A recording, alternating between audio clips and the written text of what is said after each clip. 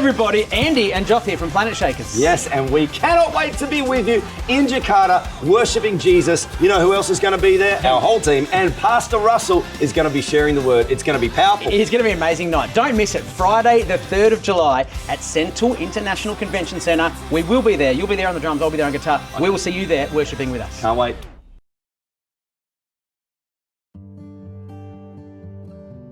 Shalom saudara, dalam edisi Voice of Pentecost kali ini, kita akan membahas mengenai kekuatan bukan ketakutan. Situasi dunia saat ini penuh dengan ketidakpastian.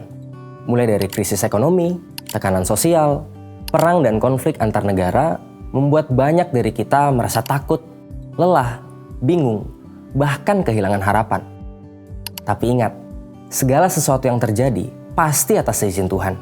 Tuhan punya rencana bagi setiap orang yang berserah kepadanya, dan Ia tidak akan membiarkan umatnya binasa. Melalui setiap peristiwa, Tuhan sedang membentuk dan menguatkan kerohanian kita. Sebagai orang percaya, seharusnya kita mampu mengendalikan rasa takut, bukan malah dikuasai oleh ketakutan. Lalu, bagaimana caranya kita mengubah ketakutan menjadi kekuatan? Yang pertama, alihkan pandangan dari masalah kepada Tuhan. Matius 8 ayat 25-26 berkata, "Maka datanglah murid-muridnya membangunkan dia," katanya. "Tuhan, tolonglah, kita binasa." Ia berkata kepada mereka, "Mengapa kamu takut, kamu yang kurang percaya?" Lalu bangunlah Yesus menghardik angin dan danau itu, maka danau itu menjadi teduh sekali. Sebagian besar murid Yesus adalah nelayan yang sudah terbiasa menghadapi ombak dan badai. Namun saat itu, badai yang datang begitu besar sampai mereka takut akan binasa. Ini jadi pelajaran buat kita. Saat masalah datang, kita sering fokus pada besarnya badai sampai lupa kalau Tuhan jauh lebih besar dari masalah kita. Sebagai murid Yesus, kita belajar untuk tetap tenang dan percaya bahwa Tuhan memegang kendali. Bahkan Tuhan Yesus sendiri pernah merasa takut saat berdoa di Taman Getsemani. Namun di tengah ketakutan itu, ia tetap memandang kepada Bapa. Jadi yang terpenting bukan seberapa besar masalah yang datang, tapi seberapa besar Tuhan yang menyertai kita. Yang kedua, tetap dalam hadirat Tuhan. Dalam Markus 6 ayat 49-50 menceritakan suatu malam para murid sedang bersusah payah mendayung melawan angin sakal. Tiba-tiba mereka melihat Yesus berjalan di atas air, dan mereka pun menjadi sangat ketakutan karena mengira Yesus adalah hantu. Saat Yesus mendekat kepada perahu dan murid-muridnya mendengar suaranya, "Tenanglah, aku ini, jangan takut." Maka badai reda dan ketakutan pun diusir. Setelah Yesus naik ke atas perahu, angin kencang pun tiba-tiba berhenti dan mereka dapat melanjutkan perjalanan hingga tiba di tepi pantai dengan selamat. Saat Tuhan hadir dalam hidup setiap orang percaya, maka semua badai hidup yang membuat ketakutan akan diubah menjadi damai sejahtera dan kekuatan. Rasul Paulus menasihati di dalam 2 Timotius 1 ayat 7, "Sebab Allah memberikan kepada kita bukan roh ketakutan, melainkan roh yang membangkitkan kekuatan, kasih, dan ketertiban." Dari ayat ini kita belajar bahwa Roh Kudus memberikan kita damai sejahtera dan mengusir roh ketakutan di dalam setiap orang percaya yang tetap tinggal di dalam hadirat Tuhan. Yang ketiga, melangkah maju bersama Tuhan. Pemazmur menulis, Tuhan menetapkan langkah-langkah orang yang hidupnya berkenan kepadanya.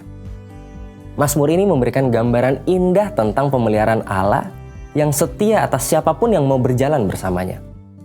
Saat kita berjalan bersama Tuhan, kita sadar bahwa tanpa Tuhan kita tidak bisa berbuat apa-apa. Melangkah bersama Tuhan berarti melibatkan Tuhan dalam setiap aspek kehidupan kita dan percaya bahwa Dia memegang kendali penuh. Ketika kita terus berjalan bersama Tuhan, hati kita akan dipenuhi rasa aman dan damai sejahtera. Ketakutan perlahan digantikan dengan keberanian dan kekuatan. Sebagai manusia, rasa takut itu wajar. Tetapi jangan sampai ketakutan menguasai hidup kita. Kita bisa mengubah ketakutan menjadi kekuatan dengan cara tetap fokus kepada Tuhan, tinggal dalam hadirat-Nya, dan terus melangkah bersamanya. Untuk penjelasan lebih lengkap dari tim teologi kami, silakan scan QR Code yang tersedia atau buka website kami di gbigatsu.id. Tuhan Yesus memberkati.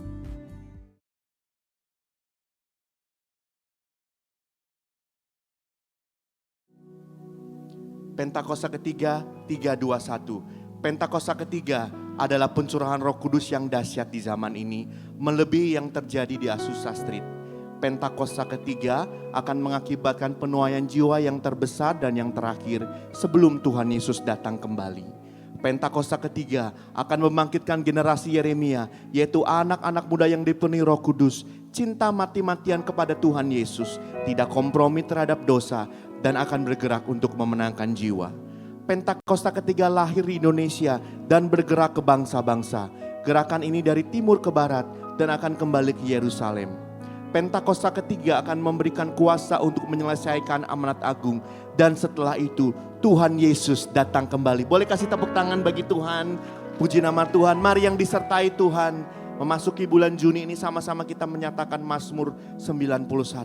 Orang yang duduk dalam lindungan yang maha tinggi dan bermalam dalam naungan yang maha kuasa akan berkata kepada Tuhan, tempat pelindunganku dan kubu pertahananku, Allahku yang kupercayai. Sungguh Dialah yang akan melepaskan engkau dari jerat penangkap burung, dari penyakit sampar yang busuk.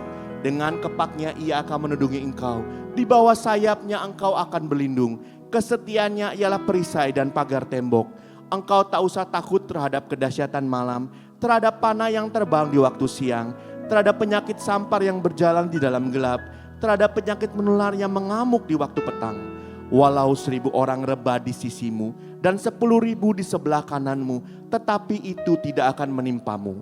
Engkau hanya menontonnya dengan matamu sendiri dan melihat pembalasan terhadap orang-orang fasik.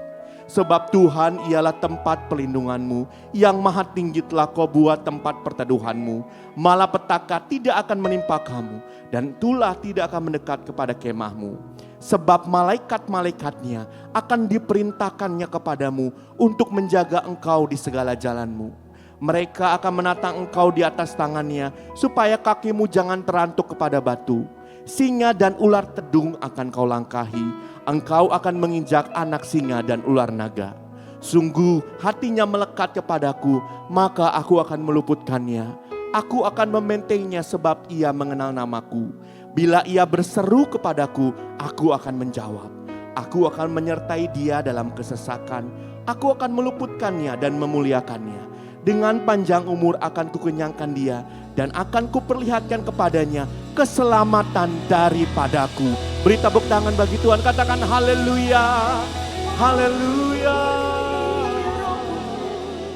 Mari sama-sama kita hadir ya Roh Kudus.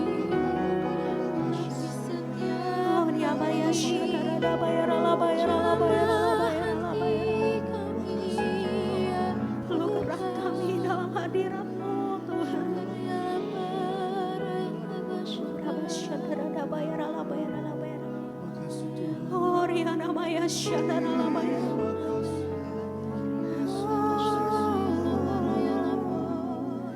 Holy Spirit, we wait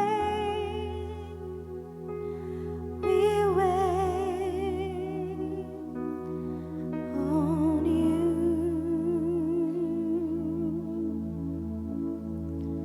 Holy Spirit, we wait on you. Come and do what you want and have your way.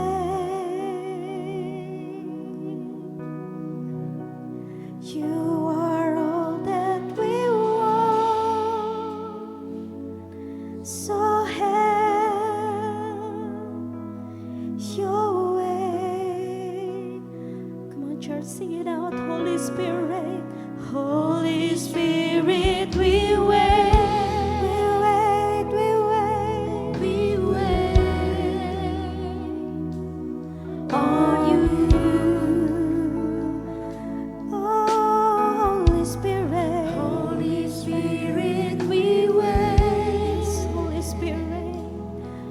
we wait on you. Oh, come and do what you want and have your way. You are all that we want, so have your way. Oh, Holy Spirit, we wait. Holy Spirit, we wait. We wait on you. Oh, Holy Spirit, Holy Spirit, we wait. We wait on you.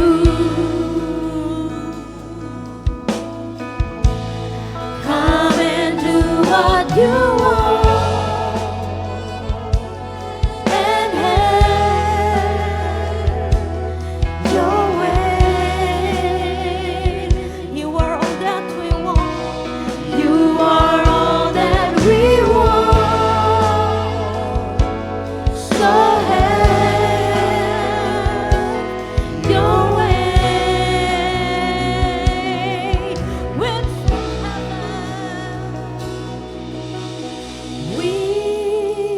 from heaven, sweep through this place, sweep through this place, sweet anointing, fill us again. We pray. Wind from heaven, wind from heaven, sweep through this place, sweep through this place, sweet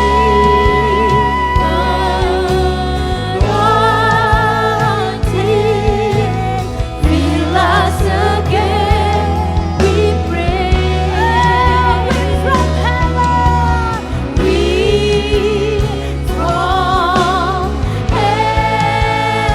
heaven, sweep through this place, sweep through this place, sweet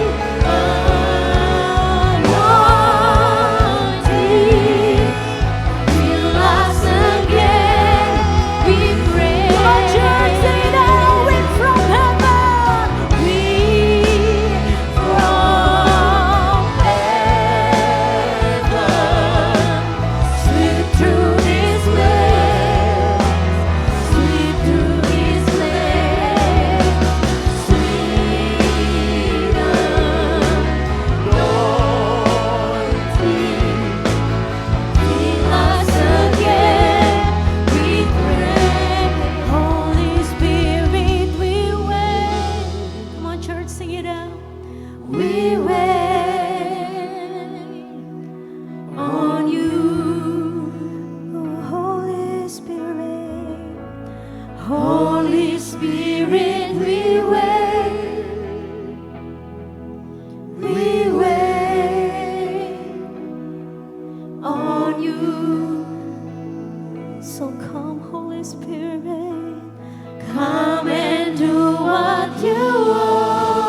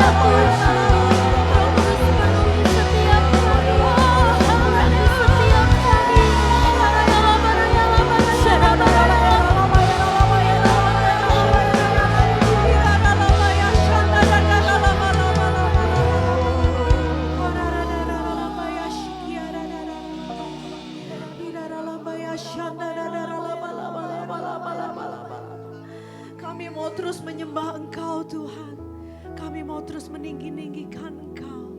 Kami mau terus mengagungkan nama-Mu Tuhan. Allah yang hidup, Allah yang perkasa, Allah yang dahsyat. Allah yang tidak pernah berubah. Allah yang setia kepada setiap kami Tuhan. Allah yang tidak pernah meninggalkan kami. Allah yang tidak pernah membiarkan kami tergeletak.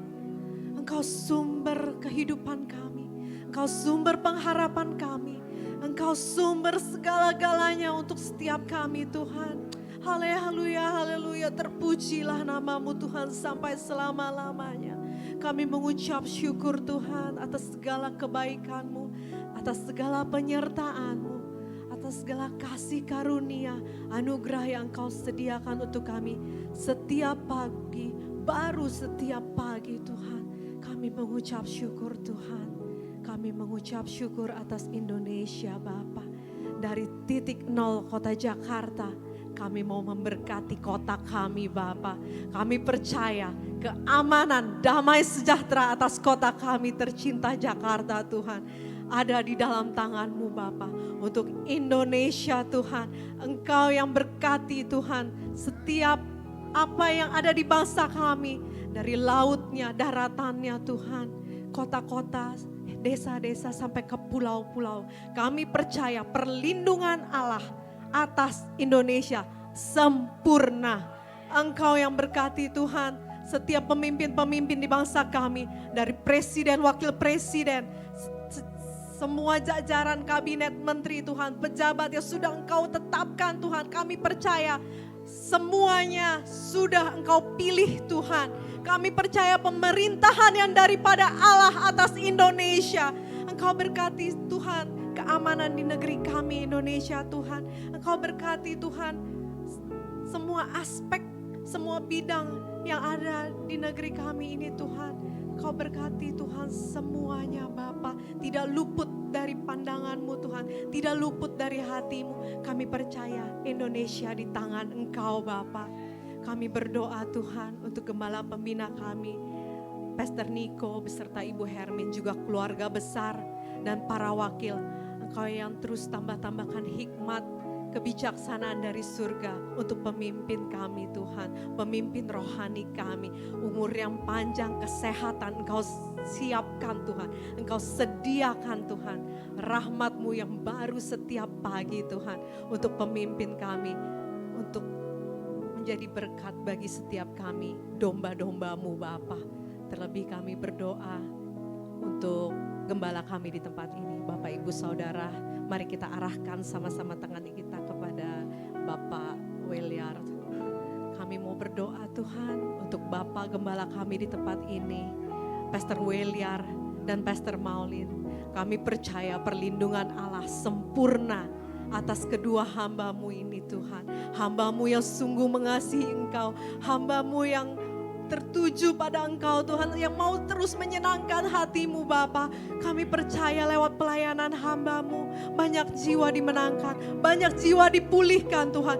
Bahkan dari pelayanan pujian penyembahan Tuhan. Bangsa-bangsa boleh mengenal Engkau. Setiap lutut bertelut, setiap lidah mengaku bahwa Yesus Kristus adalah Tuhan. Engkau bentengi Tuhan, Engkau pagari dengan kuasa darah Yesus. Jauhkan daripada yang jahat, jauhkan daripada yang tidak baik Tuhan. Kami percaya Engkau yang melindungi sendiri Tuhan kedua hamba-Mu ini. Setiap pelayanannya, setiap kehidupannya Tuhan. Engkau berkati Tuhan, Engkau berkati terus menerus Bapa. Kami di tempat ini Tuhan, keluarga besar GBI Plaza Indonesia, Outbox Ministry, mau bersama-sama Tuhan, bersahati. Kami mau saling menopang, kami mau saling mensupport satu dengan yang lain. Kami mau saling menjaga Tuhan. Kami mau saling bergandengan tangan untuk terus menyenangkan Engkau. Kami mau Tuhan, setiap kami boleh jadi berkat bagi keluarga kami di tempat ini Tuhan. Kami percaya Tuhan, setiap kami yang berbeban berat Tuhan, kuk itu sudah Engkau ringankan Bapa. Setiap kami yang datang dengan keluhan sakit penyakit, kami percaya di dalam nama Tuhan Yesus, oleh bilur darah Yesus kami sudah disembuhkan. Dan setiap kami Tuhan yang berbeban, yang terikat Tuhan sudah Engkau lepaskan Tuhan di dalam nama Tuhan Yesus. Dari setiap kami, dari anak-anak Sunday School, anak-anak teen youth, dan setiap kami jemaat di tempat ini Tuhan. Kami memperoleh kemenangan demi kemenangan. Dari kami yang bersekolah Tuhan, yang kuliah, bekerja Tuhan, berbisnis. Kami percaya Tuhan yang terus melindungi setiap langkah kami. Terima kasih Tuhan, terima kasih. Terpujilah namamu sampai selama-lamanya Tuhan. Biar segala kemuliaan, hormat, pujian bagi Allah kami yang hidup, Yesus Kristus. Haleluya. Amin. Haleluya, puji Tuhan. Silakan duduk jemaat yang dikasih Tuhan. Shalom saudara. Puji Tuhan, kita ada di bulan Juni sudah. Waktu jalan cepat sekali rasanya, tahun 2026 ini sudah bulan ke-6 ya. Dan saya tuh mendapatkan dari Tuhan nih, memasuki bulan ini. Saya belakangan ini banyak melayani jemaat Tuhan, keluarga. Mereka sedang mengalami banyak sekali tantangan. Rasanya banyak yang sudah jadi lemah. Tapi saya selalu berkata, kuat, kuat. Jadilah kuat dalam kekuatan kuasa Tuhan. Dan sudah di bulan Juni ini Tuhan taruh di hati saya. Ini bulan menjadi bulan kebangkitan buat setiap kita. Tapi kebangkitan itu dimulai dari kebangkitan secara rohani.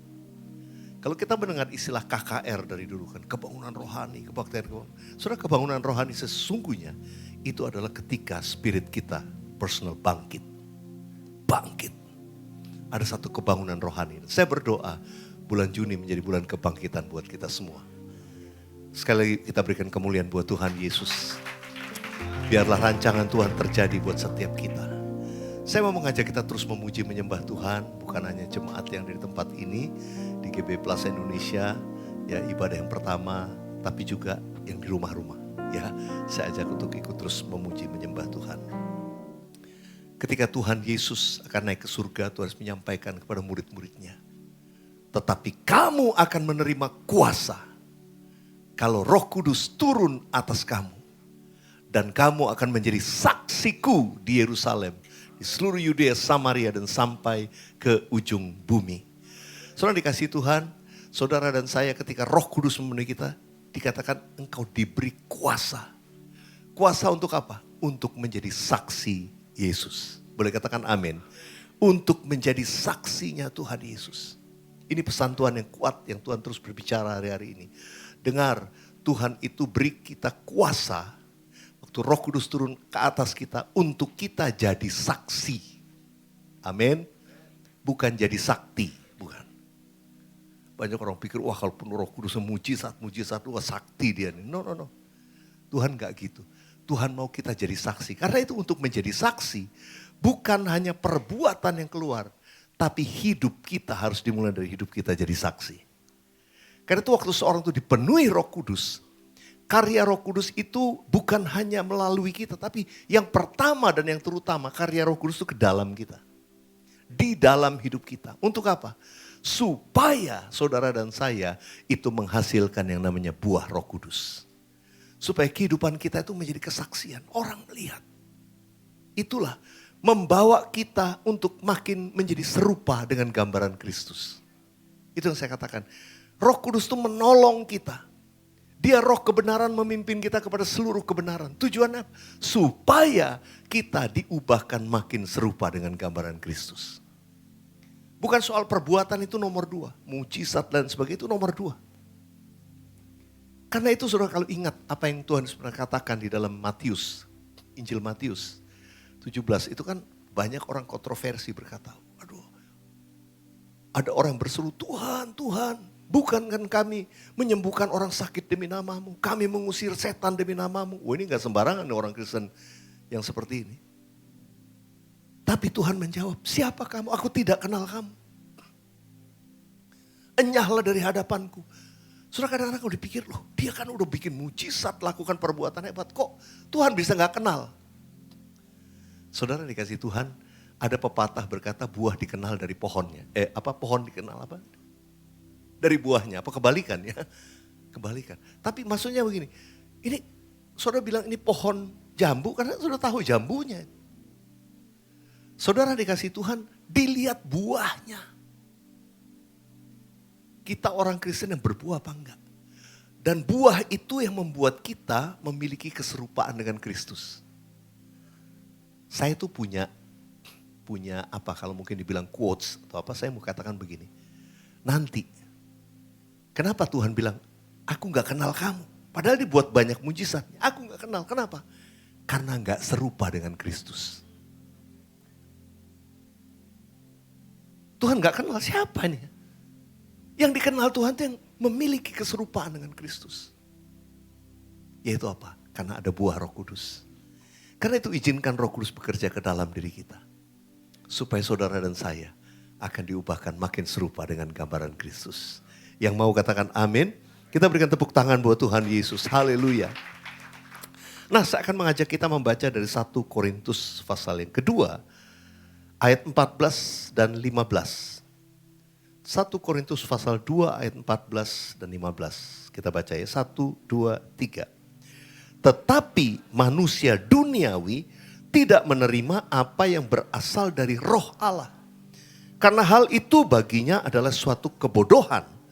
Dan ia tidak dapat memahaminya. Sebab hal itu hanya dapat dinilai secara rohani. Tetapi manusia rohani menilai segala sesuatu, tetapi ia sendiri tidak dinilai oleh orang lain. Apa maksudnya ayat ini? Saudara, Tuhan itu mau saudara dan saya itu menjadi manusia rohani. Bukan manusia duniawi. Duniawi kita sudah tahu hidupnya dunia. Tapi yang Tuhan mau manusia rohani. Saudara, hal-hal yang terkait, hal-hal yang dari Roh Allah, tuntunan Roh Kudus dan sebagainya. Itu hanya dimengerti oleh orang-orang yang dikatakan manusia rohani. Yang duniawi gak ngerti. Paling cuma bilang apa itu? Aneh. Apaan tuh ibadahnya? Aneh. Kalau kita manusia duniawi hanya terus berpikir secara duniawi, maka hal-hal yang rohani itu hanya menjadi suatu tanda petik tadi kebodohan bilangnya. Aduh, ngapain bodoh banget sih itu. Karena mereka nggak mengerti. Dan saudara dikasih Tuhan, waktu kita mulai melangkah pada hal-hal rohani dan melihat kuasa Tuhan terjadi, orang dunia itu nggak bisa mengerti. Kok bisa? Itu yang dikatakan. Mereka nggak bisa mengerti. Karena itu saudara, saya ingin menyampaikan pesan ini. Mari kita bangun diri kita menjadi manusia rohani. Menjadi manusia rohani. Ini pesan. Jangan kita ini berat hidupnya ini memang manusia duniawi. Kita memang hidup di dunia. Mungkin kita berkata, Pak, jadi manusia rohani. Kita kan hidup di dunia. Memang kita hidup di dunia. Tapi yang Tuhan mau, manusia rohani kita ini dominan dalam hidup kita. Kalau kita mungkin sering dengar istilah, lu orangnya spiritual banget ya. Kalau di dunia pergaulan kita kan suka gitu. Wah, dia sih orangnya spiritual banget. Wah, dia orangnya rohani banget. Saya ingin mengajak kita melihat kata-kata ini dalam konotasi yang positif. Terima itu sebagai hal yang positif. Yes, saya memang manusia rohani, spiritual. Saya yang lalu berkata kekristenan tanpa Roh Kudus itu hanya sekedar agamawi. Ya, kita akhirnya terjebak kepada kehidupan agama ini dan semua itu berjalan berdasarkan pikiran. Banyak orang Kristen pengetahuannya tinggi, tapi hal-hal yang dari roh buat dia kebodohan. Kenapa? Karena tanpa sadar kita terjebak kepada semua hal-hal yang duniawi dan membuat segala sesuatu supaya make sense. Oh, masuk di akal, gue setuju. Itu duniawi. Tapi hal-hal yang dari roh seringkali tidak masuk di akal. Waktu saudara dan saya dipimpin oleh Roh Kudus, seringkali kita melihat hal-hal yang tidak masuk di akal. Karena itu supaya kita bisa menilai hal-hal yang rohani itu, kita mesti bangun manusia rohani kita. Bagaimana caranya? Supaya kita bisa membangun manusia rohani kita. Saudara, Alkitab mengajarkan kepada kita, saudara dan saya, kita bisa membangun diri kita menjadi manusia rohani. Saudara dan saya bisa membangun diri menjadi manusia rohani. Kalau apa? Kalau kita memberikan roh ini, satu atmosfer yang benar. Satu asupan yang benar. Manusia jasmani aja kita perlu makan, perlu minum, perlu atmosfer yang benar.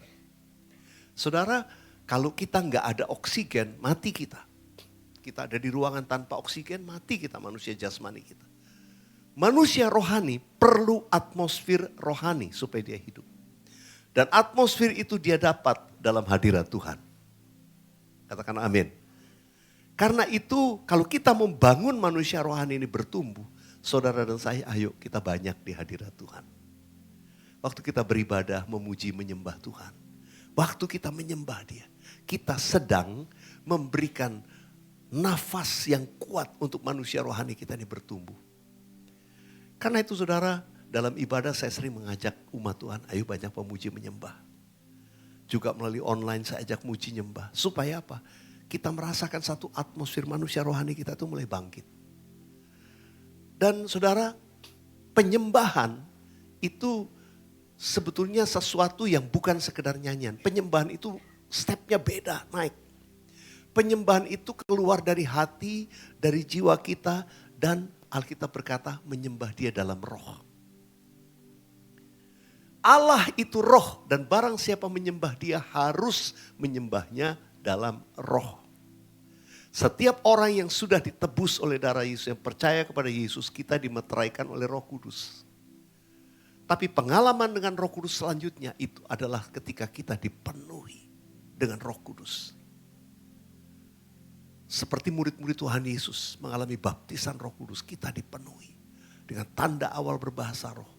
Karena itulah kita punya yang namanya penyembahan di dalam roh. Dalam surat Rasul Paulus kepada jemaat di Korintus, dia menjelaskan. Waktu kita berbahasa roh, berkata-kata dalam bahasa roh, kita itu membangun diri kita. Sebetulnya apa yang dibangun? Manusia rohani yang dibangun.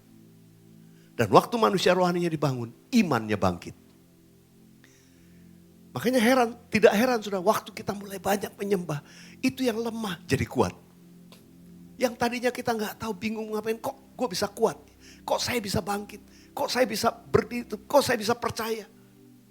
Walaupun orang bilang udah deadline, udah kritis, udah nggak tahu, mungkin udah stres. Tapi waktu saudara menyembah, ada satu kebangkitan iman dan percaya bahwa Tuhan pasti buat mujizat untuk saya. Saudara, manusia rohani kita mesti bangkit hari-hari. Pertama, berikan atmosfer itu. Banyak menyembah Tuhan. Kalau saya lengkapi banyak berdoa dan menyembah Tuhan, itu satu paket. Kita di hadirat Tuhan berdoa, kita menyembah, mengucap syukur. Yang mau katakan amin. Yang kedua, manusia rohani ini harus diberikan asupan makanan. Yaitu apa? Firman Tuhan. Saudara dan saya kita menjadi manusia rohani yang banyak asupan firman. Karena makanan rohani kita adalah firman Tuhan yang menghidupkan kita terus. Saya mau katakan setiap orang Kristen terpenuh Roh Kudus, banyak menyembah Tuhan. Jangan lupa, banyak makan asupan firman supaya tumbuhnya sehat. Saya pakai istilah sehat. Karena ada banyak orang Kristen, kalau dia mungkin semua pengetahuan, belajar, tapi secara spiritualnya gak kuat. Ini lama-lama kita seperti orang Farisi tadi. Agamawi sekali. Tapi ada sebaliknya lagi. Penuh Roh Kudus. Roh Kudus tanda petik. Banyak orang pakai istilah ngeroh terus. Gak ada asupan firman, gak balance. Akhirnya apa? Itu yang seringkali disebut, waduh ini flaky banget nih. Ini orang Kristen yang ngeroh banget. Kenapa? Karena gak ada asupan firman. Jadi pertumbuhan rohaninya gak balance. Saya mau kita bertumbuh dengan sehat, menuju keserupaan dengan Kristus. Manusia rohani kita kuat, tapi karena firman Tuhan itu juga tertanam dalam diri kita. Kita menjadi manusia rohani yang bertumbuh dengan sehat. Amin. Saudara, saya khusus buat jemaat di tempat ini. Saya mengajak kita yang belum ikut KOM, ayo ikut KOM. KOM itu ada pelajaran serial untuk kita memperlengkapi diri kita dengan firman Tuhan dan bahkan kemudian dipakai untuk melayani orang lain. Saudara, itu memperlengkapi kita. Nah, KOM yang ke depan ini dibikin karena teknologi berkembang makin bagus, kita buat yang namanya KOM Everyone. Kom ini kita lakukan secara online, cuma sebulan. Jadi secara online terus continue. Setiap hari saudara akan dikirimkan materi yang saudara saksikan melalui handphone bisa. Pelajaran itu mungkin saudara bisa dengar malam-malam, di rumah atau di jalan. Itu memperlengkapi, lalu seminggu sekali berjumpa secara online lewat Zoom. Tidak sukar. Kalau dulu kan orang kalau ikut kom mesti datang setiap minggu sekali. Waduh sampai 6 bulan, sampai setahun. Sekarang ini very practical. Kenapa? Supaya kita makin cepat bertumbuh. Karena itu saudara ini firman Tuhan. Kita dibekali supaya kita menjadi manusia rohani yang sehat. Sehat. Bukan cuma ngeroh saja tapi firman ada dalam kita. Ya kalau saudara mau nanti pasti ada pengumumannya. Saudara langsung daftar aja kalau perlu scan langsung. Saya mau ikutan deh. Belum terlambat, ini baru dalam posisi start ya. Saya cross check kemarin udah mungkin mulai minggu ini. Jadi saudara daftarkan segera, ikuti. Saya berdoa kita menjadi jemaat yang bangkit, manusia rohani yang sehat dan bertumbuh. Yang mau katakan amin. Kita berikan tepuk tangan buat Tuhan Yesus. Haleluya, haleluya. Mari kita banyak berdoa. Memuji, menyembah Tuhan. Supaya kita menempatkan hidup kita dalam atmosfer rohani yang kuat. Roh kita bertumbuh. Tapi jangan lupa. Banyak waktu membaca firman Tuhan setiap hari. Bukan hanya baca. Ada ayat-ayat kunci. Hafalkan, renungkan, simpan itu. Dan anytime Roh Kudus menggunakan firman itu sebagai pedang. Untuk membangkitkan kita. Dan bahkan untuk melakukan peperangan rohani. Yang mau katakan amin.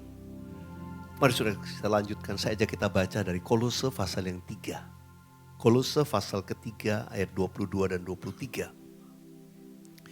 Kita baca ya, 1, 2, 3. Apapun juga yang kamu perbuat, perbuatlah dengan segenap hatimu seperti untuk Tuhan dan bukan untuk manusia. Katakan amin. Ayat 24. Kamu tahu bahwa dari Tuhanlah kamu akan menerima bagian yang ditentukan bagimu sebagai upah. Kristus adalah Tuhan dan kamu hambanya. Saudara, bagaimana membangun manusia rohani kita?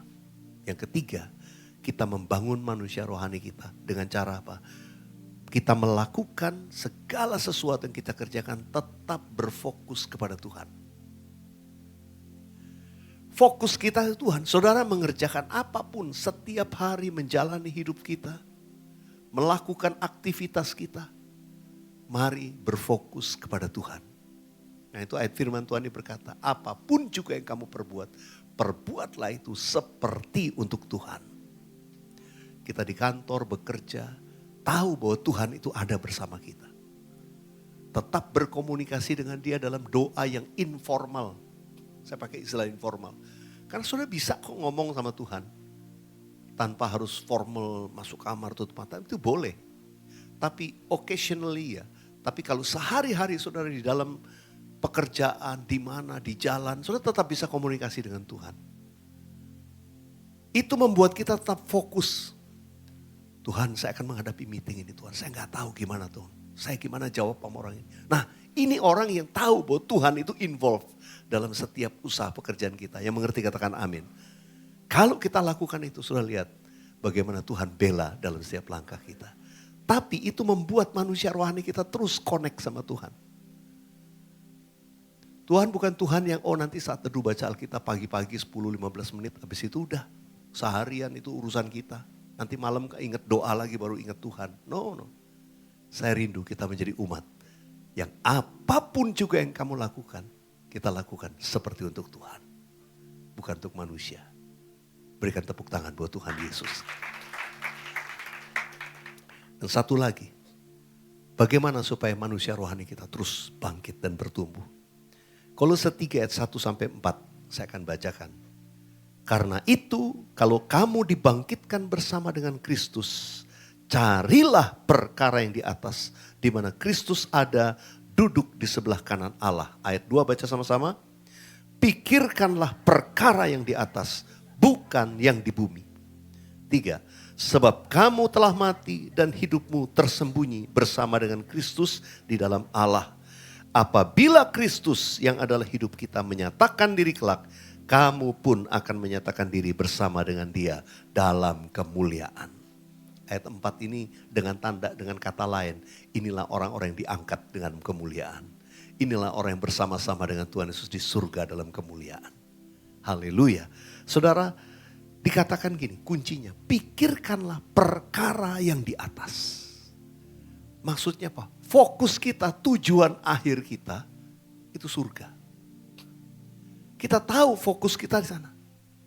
Tadi dalam kita mengerjakan pekerjaan sehari, kita berfokus kepada Tuhan yang hadir dalam hidup kita.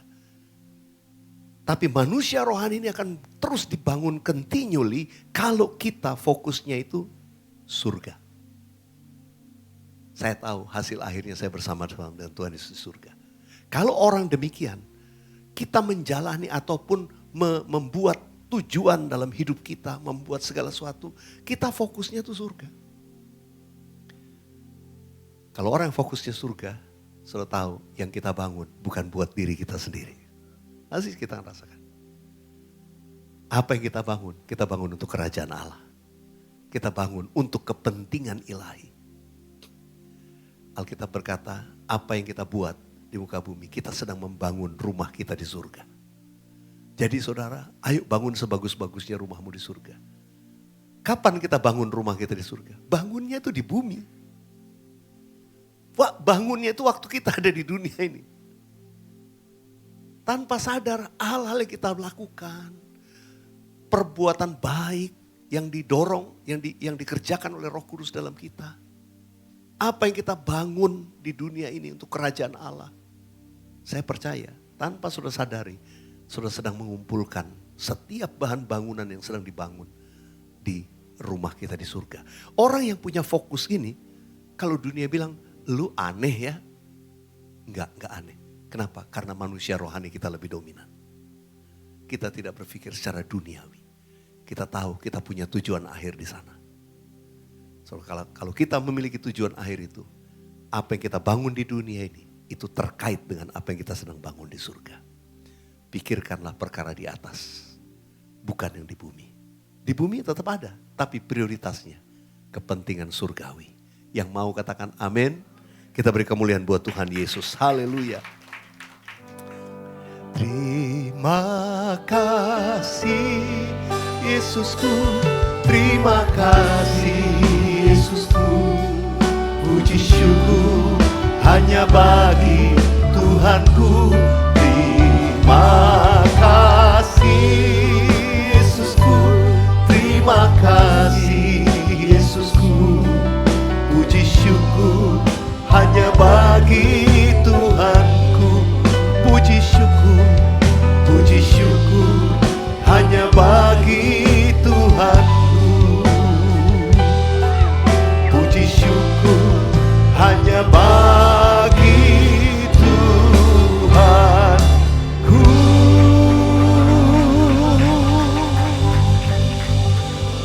Mari kita angkat kedua belah tangan kita, arahkan hati kita kepada Tuhan. Terimalah berkat Tuhan, kasih karunia, damai sejahtera, dan berkat yang melimpah dari Allah Bapa, kasih yang sempurna dalam Yesus Kristus Tuhan, persekutuan yang indah dan manis dengan Roh Kudus menyertai, menuntun dan memberkati hidup kita dari sekarang sampai Maranatha, bahkan sampai selama-lamanya. Kita yang percaya terima berkat Tuhan, sama-sama katakan amin. Jangan lupa keep on believing and keep on worshiping. Kalau orang lain ditolong, Anda juga ditolong Tuhan. God bless you.